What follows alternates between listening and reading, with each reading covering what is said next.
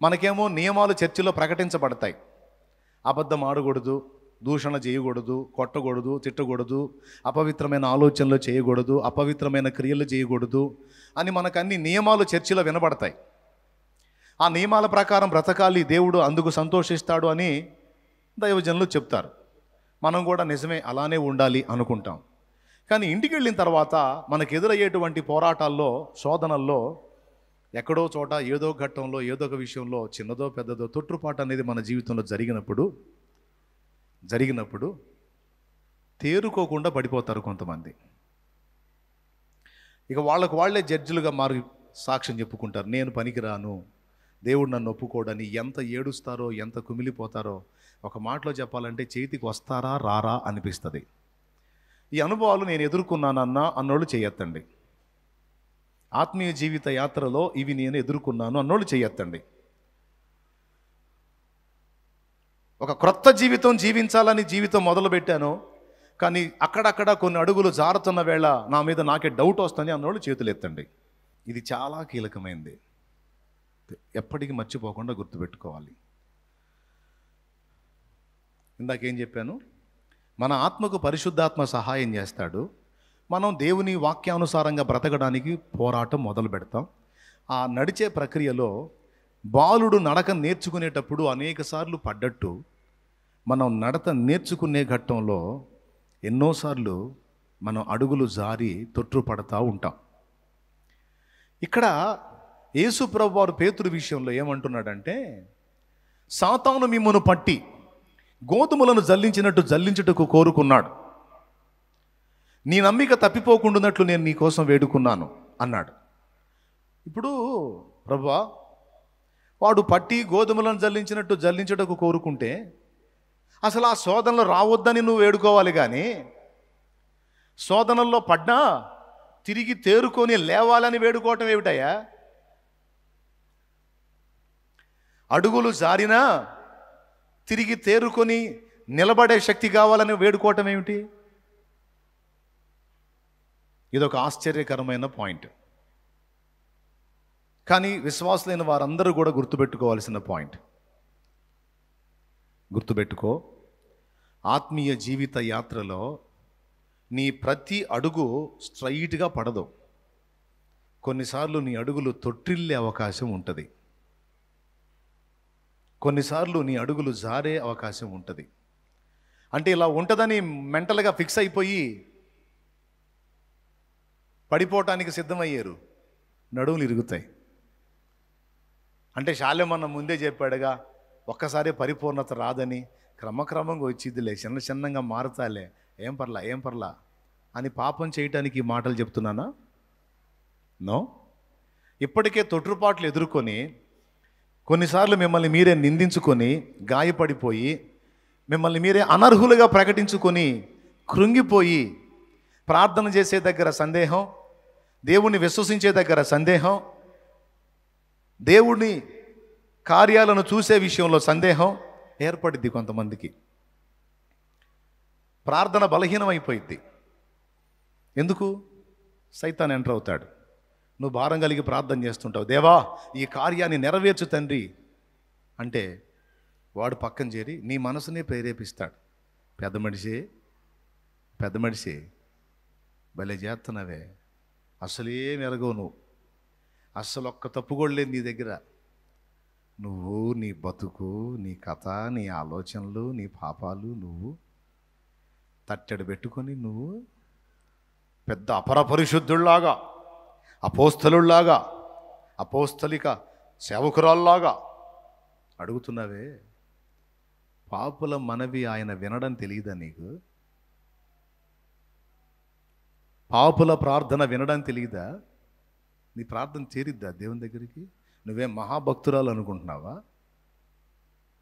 నువ్వేం మహాభక్తుడు అనుకుంటున్నావా? ఎందుకు వింటాడు నీ ప్రార్థన? నువ్వేమని తిట్టావు నీ భార్యని? నువ్వు కొట్టావుగా, వింటాడు నీ ప్రార్థన? నువ్వు ప్రార్థన చేస్తే కూడా అద్భుతాలు జరుగుతాయా? అసలు ముందు నీ బతికేం మారలేదు అనే ఆలోచనలు ఎప్పుడైనా నీకు వచ్చినాయా లేదా? వస్తే చేతులెత్తు. ఎందుకంటే ఇలాంటి ఆరోపణ దురాత్మలు చేస్తాయి, మన మనసును రేపుతాయి. మనం బలమైన కార్యాలు సాధించడం కోసం ప్రార్థనకు ఉపక్రమించినప్పుడు ఇలాంటివన్నీ తీసుకొచ్చి నువ్వేంటి, నీ బ్రతుకేంటి, నీ వ్యవహారం ఏంటి అనే ప్రశ్న సైతాను సంబంధులు మనల్ని వేస్తుంటారు. మన మనస్సుని ప్రేరేపించటం వాడికి తెలుసు, వాడికి వెనతో పెట్టిన విద్య అది. మనసును ప్రేరేపించటం, వ్యతిరేకమైన సిగ్నల్స్ మన మైండ్లోకి పంపించడం సైతానికి చాలా తెలుసు. ఇస్కరియోతు యోధా అనే వాళ్ళలో యేసు ప్రభుని అమ్ముకోవాలనే ఆలోచన పుట్టించింది వాడేనని చెప్పింది బైబిల్లో. ఈ మనసులోకి రాంగ్ సిగ్నల్స్ పంపించడంలో మంచి నిపుణుడు వాడు. దానికి వాడు నీ క్యారెక్టర్నే ఎత్తి చెబుతాడు. నీ ప్రార్థన బలహీనమైపోయింది. నువ్వే ప్రార్థన చేస్తా ఏమంటావు తెలుసా? అయినా నా ప్రార్థన నువ్వు ఎందుకు వింటావు ప్రభా? నేను అందరిలాగా మంచిదాన్ని కాదుగా. శాలేమన్నంత నీతి నా దగ్గర ఎక్కడుంది తండ్రి? ఫలానా అక్క అంత నీతి నా దగ్గర ఎక్కడుంది ప్రభా? వాళ్ళు ఒక్క తప్పు కూడా చేయరు, నేను ఎన్ని తప్పులు చేశాను. నా నోరు కుదరదు, నా చూపులు బాగుండవు, నా నడతలు బాగుండవు, నా చేతలు సరిగా ఉండవని నీ మనసులో నీకే ఆలోచన కలిగి కొన్నిసార్లు బయటికి కూడా అన్నారు కొంతమంది. అంటారు, శాలేమన్నని కాకపోతే నీకు ఈ వ్యక్తి పరిపూర్ణుడు అనుకున్న మరొక అన్నని. నేనైతే పాటలే పాడుకున్నా. అబ్రహాము లాంటి విశ్వాసం లేదు, దానియేలంత బహుప్రియుని కాదు, దావీదులాని చిత్తానుసారమైన మనసు నాకు లేదు, అష్టవంకర్ల బతుకునాది అని ఏకంగా ఒక్క మాట చెప్పనియండి. ఓటమి అంటే ఏంటో తెలుసా? నిజమైన ఓటమి అంటే ఆత్మీయ జీవితంలో తొట్టుపడటం ఓటమి కాదు. ఆత్మీయ జీవితంలో దెబ్బ తినటం, కింద పడటం ఓటమి కాదు. పడిపోయి తిరిగి లేవకుండా మానసికంగా కృంగిపోతాడు చూడు, అది ఓటమి. అడుగు జారి కింద పడి తాము నిందించుకుంటూ తిరిగి లేవకుండా అక్కడే కూలబడి ఉంటారు చూడు, అది నిజంగా ఓటమే. కానీ గొప్పతనం ఏంటో తెలుసా? దెబ్బ తిని కూడా కొంతమంది తేరుకొని నిలబడతారు చూడు, అది విజయం. కోడి పందాలు 2 రకాలు ఉంటాయి. కొన్ని కోళ్ళకి కత్తి తగిలితే ఇక కూర్చొని లేగవు. ఇక కత్తి తగలనంత వరకు ఎగిరి కొడుతుంటుంది ఎదురుకోడిని. దాని కత్తి ఏదన్నా ఒకటి తగిలిందా దీనికి అంటది, కూర్చుంటుంది ఆడే, ఏ లేవదు అది. కానీ కొన్ని కోళ్ళు అట్లా కాదు, దెబ్బ తగిలే కొద్దీ రేగుతూ ఉంటుంది అది. ఇప్పుడు నేను చెబుతుంది ఏంటంటే, దెబ్బని పొందటం దెబ్బ తగిలింది ఓకే. కొంతమందికి వ్యాపారాల్లో దెబ్బ తగిలిద్ది, కొంతమందికి వాళ్ళ చదువులో దెబ్బ తగిలిద్ది, ఎగ్జామ్లో దెబ్బ తగిలిద్ది, కొంతమందికి ఉద్యోగాలు ఏదో ఊహించారు ఆశించారు దెబ్బ తగిలింది అందలా, కొంతమందికి ఏదో ప్రయత్నాలు చేశారు, పొలం వేశారు, దెబ్బ తగిలింది. నా పాయింట్ ఏంటంటే, దెబ్బ తగిలింది, తగిలిన నీవు అక్కడే కూర్చుంటావా, తేరుకొని లెగుస్తావా? ఆత్మీయ జీవిత యాత్రలో నువ్వు పోరాడుతున్నావు. రకరకాల లోకాశలు, ఆకర్షణలు నీ చుట్టూ పరిభ్రమిస్తున్నాయి. కొన్ని ఇట్లాగుతున్నాయి, దెబ్బలు తగులుతున్నాయి. నా పాయింట్ ఏంటంటే, తగిలిన దెబ్బని పొంది కూర్చోటమా, తిప్పుకొని రేగటమా? అది దేవుడు చెప్తున్న మాట. అది వీరుడి లక్షణం. అది వీరుడి లక్షణం. దెబ్బ తగలగానే వీరుడు కాస్త భీరుడైపోకూడదు.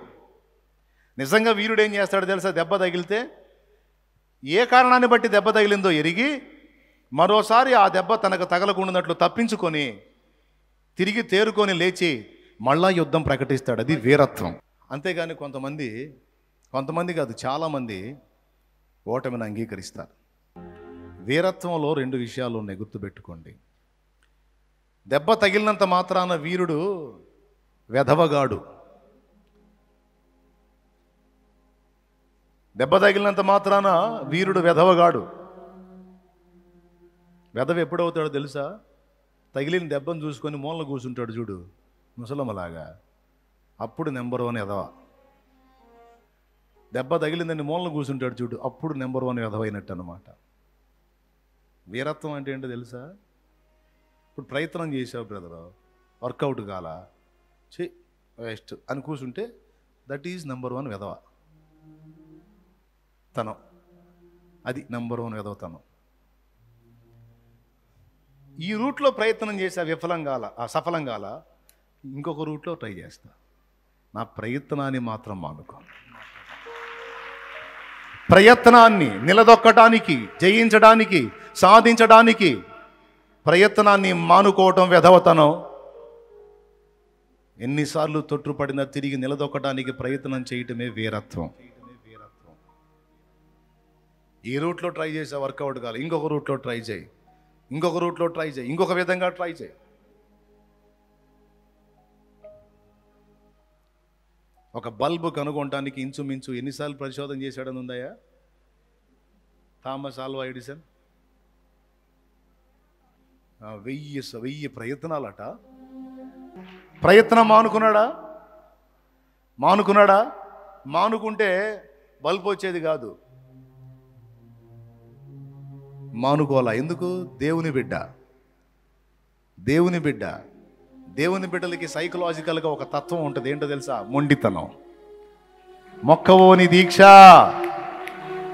మొండితనం, మొక్కవోని దీక్ష, పట్టుదల. అది యేసు రక్తమును బట్టి మనకి ఎంటర్ అయింది అనమాట. నువ్వు ఒప్పుకుంటావు సైతాను ముందు తలకాయ ఉంచుతావా? ఓడిపోయాను సైతానా అని. సైతానా, నేను ఓడిపోయేది ఎదురే. యుద్ధ రంగంలో ఒకసారి కత్తి అడ్డు తగిలిద్ది, ఒకసారి ఇడి తగిలిద్ది. కొడితే తిరిగి కొట్టడానికి, తిడితే తిరిగి తిట్టడానికి గొప్ప బలమేం అవసరం లేదు కదండి. అవసరమా? తిట్టిన తిట్టును తట్టుకోవటానికి దమ్ము కావాలి. కొడితే దెబ్బను తిరిగి కొట్టకుండా తట్టుకోవటానికి గుండె కావాలి. దెబ్బను సహించడానికి, నిందను మోయడానికి, మాటను పడడానికి, దోషణ తట్టుకోవడానికి గుండె కావాలి. రియాక్ట్ అవ్వటం ఎంతసేపు? బూతులు తిట్టినవాడిని తిరిగి తిట్టడానికి మనకేం తెలియదు. ఏంటి పిహెచ్డి చేయాలా ఆ దరిద్రాల్లో? పచ్చి కూతలు, ఇక వాడి చెవుల్లో రక్తాలు రావాలి భయంకరంగా, ముక్కులో కూడా రావాలంతే. కొత్త తిట్లు కనిపెట్టి మరీ తిడతాం. మనమేం ఎరగని తిట్లే, అందులో పుట్టి అందులో పెరిగి ఆ టైపులో వచ్చిన వాళ్ళు మొత్తం చండాల బతుకుని. ఆయన రక్తంతో గడిగి శుద్ధి చేశాడు కాబట్టి పరిశుద్ధంగా, పవిత్రంగా మాట్లాడుతున్నాం. లేకపోతే పేలిపోద్ది ఒక్కొక్కడికి. కానీ దేవుడు ఏం చెప్పాడు? తిడితే తిట్టడం గొప్ప కాదురా, కొడితే కొట్టడం గొప్ప కాదు. కొట్టిన దెబ్బను, తిట్టిన తిట్టును తట్టుకోవడానికే గుండె కావాలి. వాడే నా బిడ్డ అన్నాడు. ఉమ్మవారికి నా ముఖమును, కొట్టువారికి నా వీపును మరుగు చేయలేదు. నన్ను చూసావా? నీవును అంతే. మనమే ఊరిని కత్తులు కట్టాలు తీసుకొని ఎగబడి చేసేది లేదు. కానీ ఆధ్యాత్మిక యుద్ధ భూమిలో సైతానుతో మనం తలపడ్డాం. మనకి ప్రతి ఘట్టంలో వాడు ఎదురొస్తాడు. నువ్వు చేసే పనిలో, ఆత్మీయ జీవితంలో, ప్రతి దానిలో ఎదురొస్తాడు. ప్రతి ఘట్టంలో నిన్ను పడద్రోయటానికి వెంటాడుతూనే ఉంటాడు. ఎక్కడైనా తొట్టుపడిందాకా నిన్ను శోధిస్తాడు. తొట్టుపడ్డ తర్వాత నీ పక్కన చేరి వేధిస్తాడు. నీ మనసును తిరగకుండా చేస్తాడు. అది యేసయ్య చెప్పింది. సాతాను మిమ్మును పట్టి గోధుమలను దల్లించుటకు కోరుకున్నాడు. నీ మనసు తిరిగిన తర్వాత నీ సహోదరులను స్థిరపరచంటే, తిరిగి నీవు నా తట్టు తిరుగుతావు. ఆ తర్వాత నీ సహోదరులను కూడా నువ్వు లైన్లోకి తీసుకొని రా. అందరి విశ్వాసం ఎఫెక్ట్ అయింది. అందరినీ నువ్వే సెట్ చేయాలని చెప్పాడు అక్కడ. కానీ మన మనస్సును తిరిగి దేవుని వైపు మళ్ళకుండా సాతాను మనల్ని టార్గెట్ చేస్తాడు. నేను అందుకే చెప్తున్నాను, వీరుడు యుద్ధం చేసేటప్పుడు దెబ్బ తినటం అనేది ఓటమి కాదు. దెబ్బ తగలంగానే ఓటమి కాదు. ఏ రూట్లో తగిలింది, ఏ అజాగ్రత్త వల్ల తగిలింది అనేది చూసుకొని ఫస్ట్ జాగ్రత్త పడాలి. రెండవది, తగిలిన దెబ్బను తిప్పుకొని మళ్ళా ప్రత్యర్థిని దాడి చేయాలి. అది గొప్పతనం.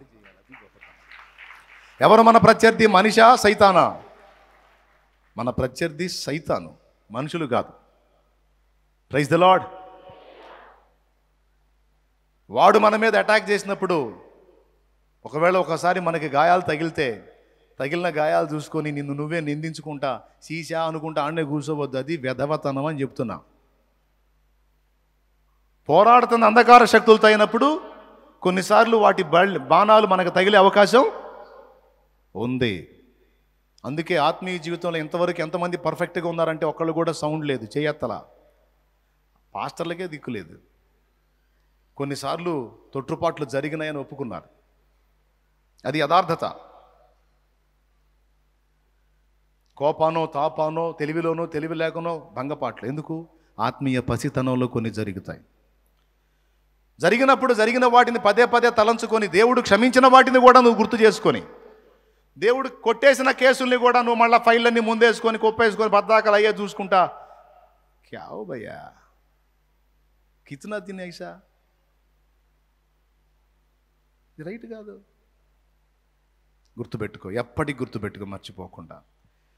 దెబ్బలు తగలకుండా ఉండవు. ఉంది యుద్ధ భూమిలో.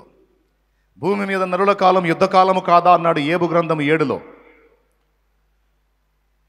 ఎఫెసీ పత్రిక 6:12లో మనం పోరాడుతున్నది శరీరులతో కాదు, ప్రధానులతోనూ, ప్రస్తుత అంధకార సంబంధులకు లోకనాథులతోనూ, ఆకాశ మండలమందున దురాత్మల సమూహములతో మనం పోరాడుతున్నామని చెప్పాడు పౌలు. పోరాటంలో మనం ఉన్నాం. పాటలేం పాడుతూ ఉంటాం, పోరాటం, ఆత్మీయ పోరాటం అని. మనమే మర్చిపోతాం పోరాటంలో ఉన్నామన్న సంగతి. ఒక పనికి నువ్వు పూనుకున్నప్పుడు పనిలో ఎదురు దెబ్బ తగిలితే కూర్చొని మూల కూర్చోవటం కాదు, మళ్ళా ప్రయత్నించి ఇంకొక విధంగా.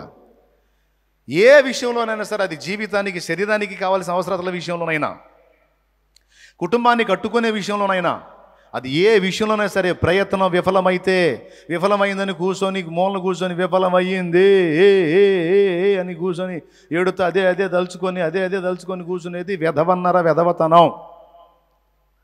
వీరత్వం ఏమిటంటే తిరిగి తేరుకొని మళ్ళా యుద్ధం ప్రకటించడం.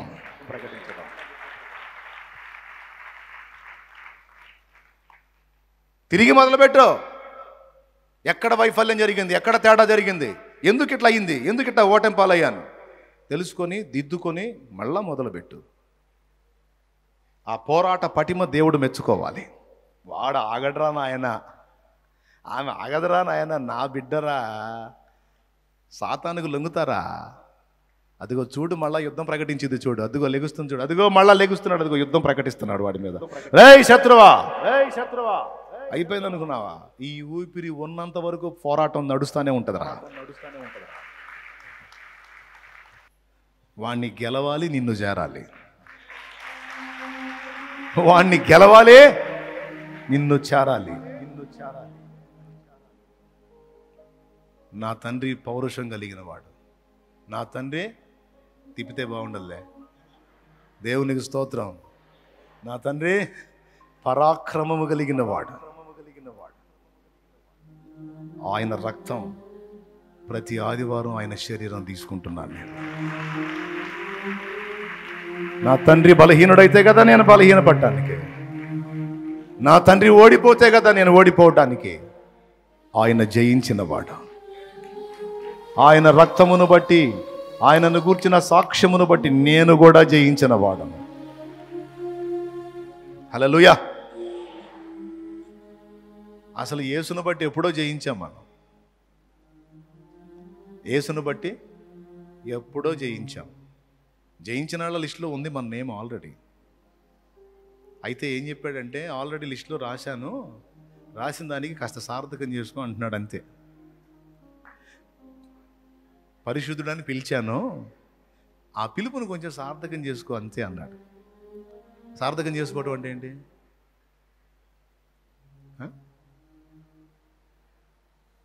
ఏందండి అడుగుతున్నారు? పిలుపును సార్థకం చేసుకుంటే అర్థం ఏంటి? ఆ పిలుపును నెరవేర్చమని. పరిశుద్ధుడు అని పిలిచా అంటే ఇక పరిశుద్ధంగా బతకడానికి యుద్ధం ప్రకటించు అని. పరస్పర దాడులు జరుగుతాయి. నీ మనస్సు మీద పెద్ద యుద్ధమే జరిగిద్ది, తట్టుకోవాలి. ఇక నా వల్ల కాదు అనే పరిస్థితులు వస్తాయి, ఇక అడుగులు వెయ్యలేను అనే పరిస్థితులు వస్తాయి, ప్రయత్నాలు చేసి చేసి విసుగు పుట్టింది నాకు అనే పరిస్థితులు వస్తాయి. అయితే ఏం చేస్తావు? ఓటమిని అంగీకరించి రాజీ పడతావా? మళ్ళా ప్రతిష్ఠించుకుంటావా? యుద్ధానికి మళ్ళా ప్రతిష్ఠించుకోవాలి. మళ్ళా మొదలు పెట్టాలి. ఇక్కడ యేసయ్య జాగ్రత్త పడింది దేనికో తెలుసా? నా బిడ్డలకి ఏ శోధన రావద్దు అని కాదు ఆయన అడిగింది.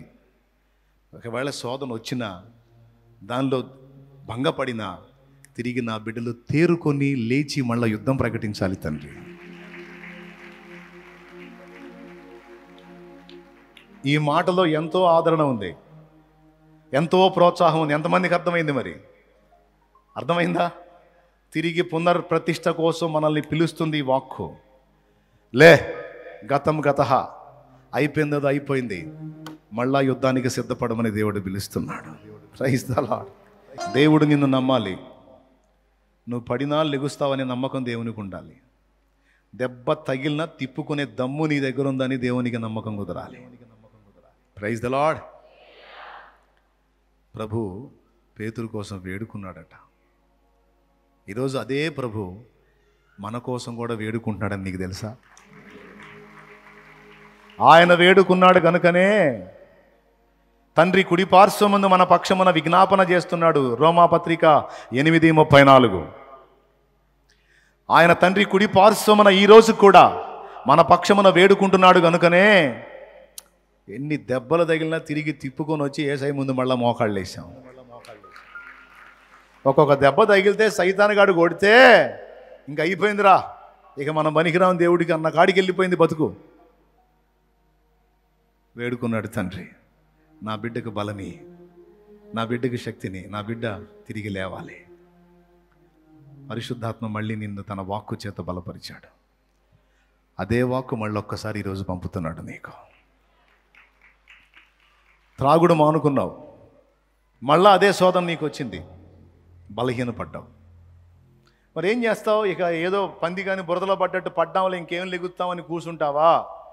లేకపోతే వీరుళ్లాగా దెబ్బ తగిలినా సరే మళ్ళా ఏయ్ ఏయ్ సైతానా, నేను దాన్ని వదిలేసా, మళ్ళా నా మీదికి తెచ్చావు దాన్ని, నేను అక్కడే కూర్చుంటాను అనుకున్నావా?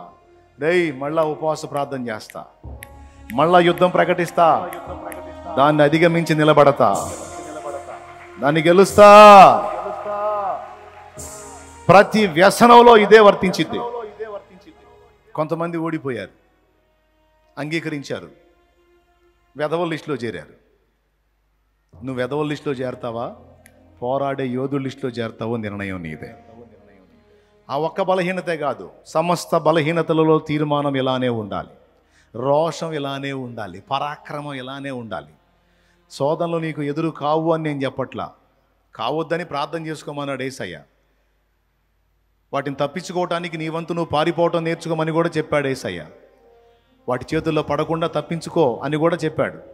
అయినా సరే ఏమరపాట్లో ఉన్నప్పుడు ఏదన్నా ఒక దాడి జరిగితే మళ్ళీ చెప్తున్నా, తిప్పుకోవటం నేర్చుకో, తిరిగి వెంటనే తేరుకొని వీరత్వంతో లేచి శత్రువు మీద యుద్ధం ప్రకటించడం నేర్చుకోమని ఒక్క మాటతో ముగించదలుచుకున్నాను నేను. ఒక్క మాట, కోట్ల రూపాయల మూట, స్తోత్రం. ఎన్ని రూపాయలు లెక్కడదాం దీనికి? ఎక్కడెక్కడ దిగజారారో ఒక్కసారి లెమ్మని దేవుడు పిలుస్తున్నాడు. లే, తేజరిల్లు నీకు వెలుగు వచ్చింది అంటున్నాడు ఆయన. లే, మళ్ళా నిన్ను అభిషేకిస్తాను, క్రొత్త తైలముతో నిన్ను నింపుతాను, గురుపోతు కొమ్ము వలె నీ కొమ్ము పైకెత్తుతాను. నువ్వు నా సొత్తు, నువ్వు నా కుమారుడివి, నా కుమార్తెవి, నీవు నా రక్తం. పిరిగి పందవు కాదు నువ్వు, అవిశ్వాసివి కాదు నువ్వు. నా ప్రేమ నీకు తెలుసు, నా దయ నీకు తెలుసు, నా కృప నీకు తెలుసు, నా క్షమాగుణం నీకు తెలుసు. ఇదిగో నేనే నా చిత్తానుసారముగా నీ అతిక్రమములన్నిటినీ తుడిచివేశాను, వాటిని మరెన్నడూ జ్ఞాపకం చేసుకోను.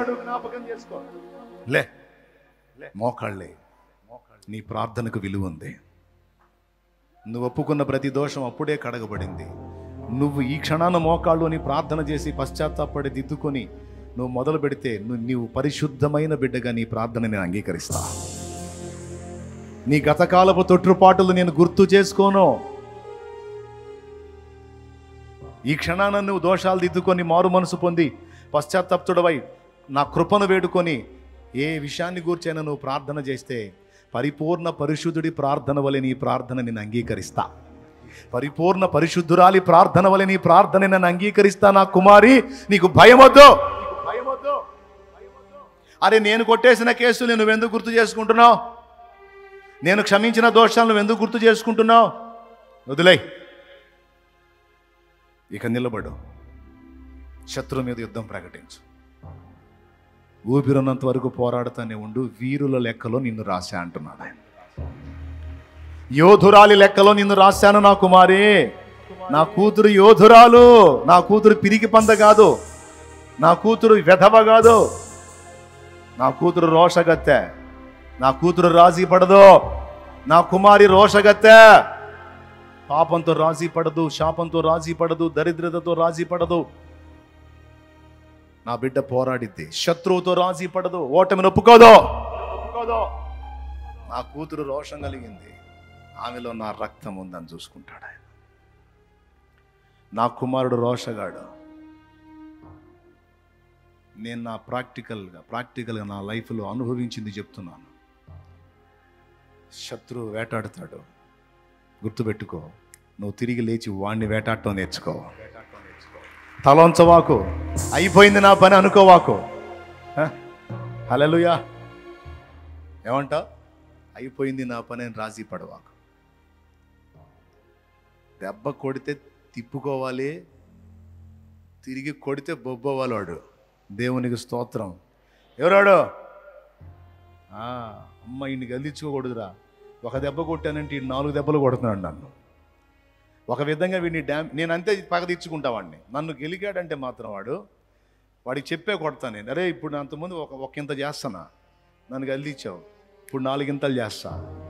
ఒక పక్క పెట్టాను, ఇప్పుడు 4 పక్కలు పెడతా, సవాల్ చూసుకోరా అని వేస్తా వాడికి. దేవునికి స్తోత్రం. నిన్ను ప్రశాంతంగా, నా ఊపిరి ఉన్నంత వరకు నిన్ను ప్రశాంతంగా ఉన్నాను. సవాల్ అది. పౌరుషం ఉందా లేదా? పౌరుషం గలవారై ఉండుడని ఉందా లేదా? పౌరుషం అంటే జనాన్ని కొట్టడమా? శత్రువుని వేయటం. శత్రువుని వేయాలి, దెబ్బ మీద దెబ్బ. ఎంతమందికి అర్థమైంది? ఇంతమందికి అర్థమైతే ఇంకెందుకు లేండి.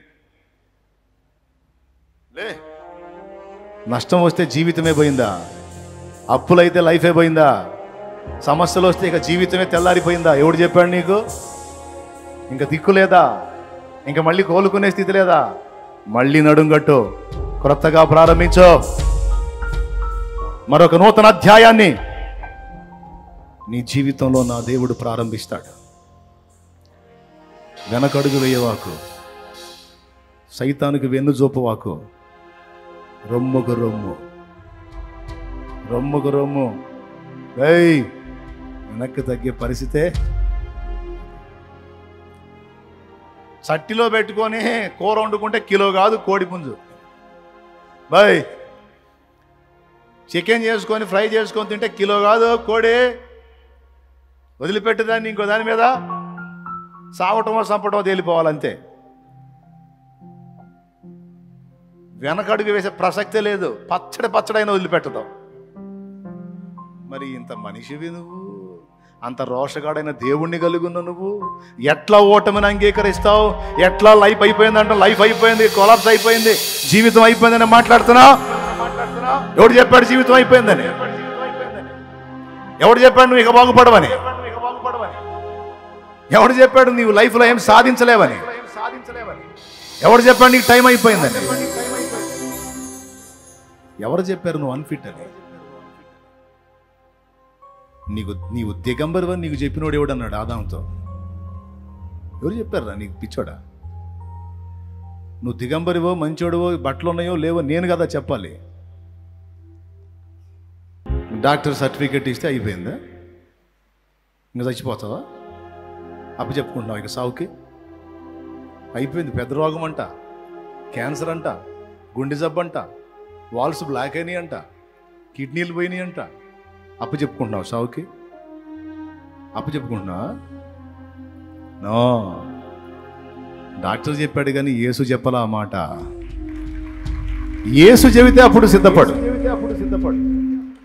యేసు చెబితే అప్పుడు సిద్ధపడు. ఆయన నిన్ను స్వస్థపరుస్తాడు. హిజ్కియా గోడ తట్టు ముఖం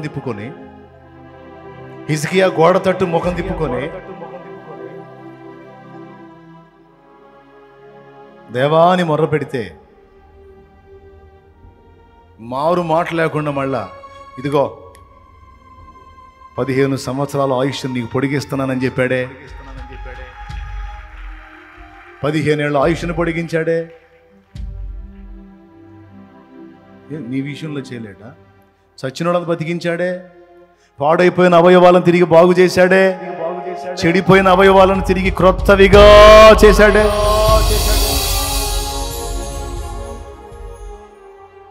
సైతాను గాడు నీ పక్కన చేరి అయిపోయింది నీ పని, ఇంకా లేదు, ఇది పెద్దది, ఇది అంతా, ఇది ఇంత అని కృంగదీస్తాడు. సమస్యల్ని, రోగాలని, ఇరుకుల్ని, ఇబ్బందుల్ని, అప్పుల్ని, నిందల్ని, అవమానాలను చూపించి కృంగగొడతాడు దుర్మార్గుడు. నీ మనస్సును వేటాడుతాడు వాడు. నువ్వు అసమర్థురాలి అంటాడు, అసమర్థుడు అంటాడు, నీ పని అయిపోయింది అంటాడు, ఆట ముగిసిందంటాడు. ఎవడరా నువ్వు చెప్పడానికి దరిద్రుడా? ఆట ముగిసిందో లేదో చెప్పాల్సింది నా దేవుడురా. యుద్ధం ముగిసిందో లేదో చెప్పాల్సింది నా దేవుడు. నువ్వెవడురా? ఆయన నన్ను స్వస్థపరచగలడు. ఆయన తలుచుకుంటే నా అవయవాలని క్రొత్తవిగా చేయగలడు. నాకు ఈ అవయవాలు ఇచ్చిందే ఆయన, నాకు ఈ దేహాన్ని ఇచ్చిందే ఆయన. ఆయన తలుచుకుంటే వాటిని క్రొత్తవిగా చేయగలడు, నూతన పరచగలడు.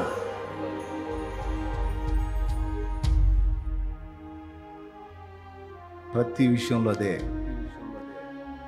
జీవన పోరాటమైన, ఆత్మీయ పోరాటమైన. ఎంతమంది గుర్తుంది చెప్పండి? వెధవల్లాగుంటారా, వీరుల్లాగుంటారా? వెధవంటే ఎవరు?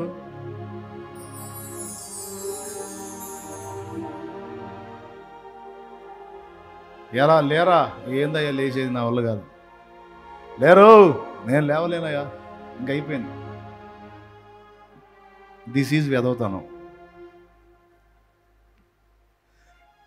వీరర్థం వాడు వెనక్కి నెట్టి అయిపోయిందిరా నీ పని అన్నా కూడా ఏందిరా అయిపోయిందని ముందుకు రావటం.